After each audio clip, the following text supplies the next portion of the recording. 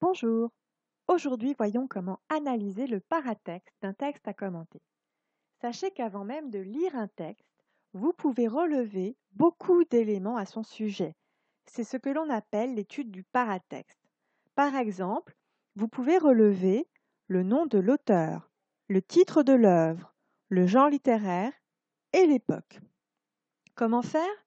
Ces éléments figurent en général juste au-dessus ou juste en dessous du texte à commenter.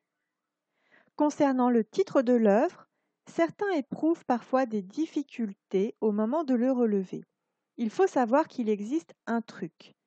Faites attention, le titre de l'œuvre intégrale est toujours présenté en italique.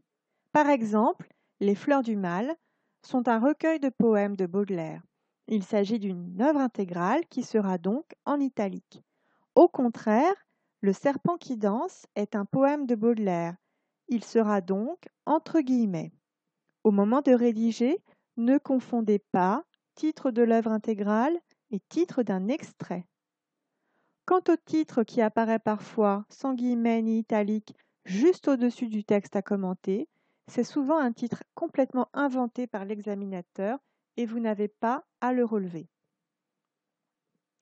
Concernant la date, attention à ne pas vous tromper, ça arrive parfois, lorsque vous transposez une date dans son siècle, puisque par exemple 1857 appartient au XIXe siècle. Le nom de l'auteur est toujours assez facile à relever, c'est souvent le premier élément qui apparaît sur la ligne en dessous du texte. Ces éléments sont indispensables pour rédiger plus tard l'introduction. N'oubliez donc pas cette étape de l'étude du paratexte. L'étude du paratexte peut aussi être approfondie. Une fois la date de publication relevée, vous pouvez par exemple préciser deux éléments supplémentaires si vous les connaissez. D'une part, le contexte historique. Il peut s'agir d'une guerre qui aurait eu lieu juste avant la publication d'une œuvre, ou d'une situation politique ou économique, ou encore d'avancées scientifiques ou techniques. D'autre part, le contexte littéraire, notamment le mouvement littéraire auquel on peut relier l'œuvre. Si vous parvenez à situer l'œuvre avec précision dans son contexte historique et littéraire, vous obtiendrez beaucoup de points.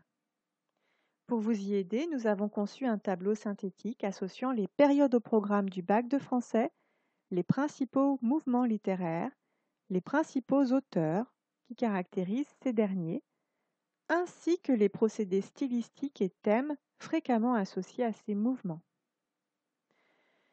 Une fois le titre de l'œuvre relevé et à l'aide du chapeau, le petit texte précédant le texte, on peut faire des hypothèses sur le genre littéraire auquel appartient l'extrait. N'hésitez pas à être le plus précis possible. S'il s'agit de théâtre, dites si l'on a affaire à une comédie, une tragédie, un drame. Allez encore plus loin en précisant scène d'exposition, scène de rencontre amoureuse, scène d'aveu, coup de théâtre, mort du héros, dénouement, etc. Si vous devez commenter un extrait de roman, là encore, expliquez s'il s'agit d'un incipit, c'est-à-dire le début d'un roman, d'un dénouement, d'une scène d'aveu, de la description d'un lieu, d'un portrait, d'un dialogue ou monologue, etc. De même, si vous avez affaire en texte à commenter à de la poésie, dites s'il s'agit de la poésie en prose ou en vers. Attention à connaître quelques formes fixes qui sont assez fréquentes au bac, notamment le sonnet, la ballade, le rondeau, la chanson, l'élégie, l'ode. Vous devez dire également s'il s'agit de vers irréguliers. Enfin, le genre littéraire de l'extrait peut être un essai, une œuvre de réflexion portant sur des sujets divers et exposée de manière assez personnelle par l'auteur. En résumé, il vous sera facile d'analyser le paratexte si vous avez compris la distinction entre œuvre intégrale et extrait, et vous obtiendrez encore plus de points si vous connaissez les principaux mouvements littéraires au programme et les principales formes fixes utilisées en poésie. En cadeau, vous trouverez sous la vidéo le mémento sur les mouvements littéraires. Nous vous recommandons de commencer dès maintenant à le mémoriser. Bonne révision!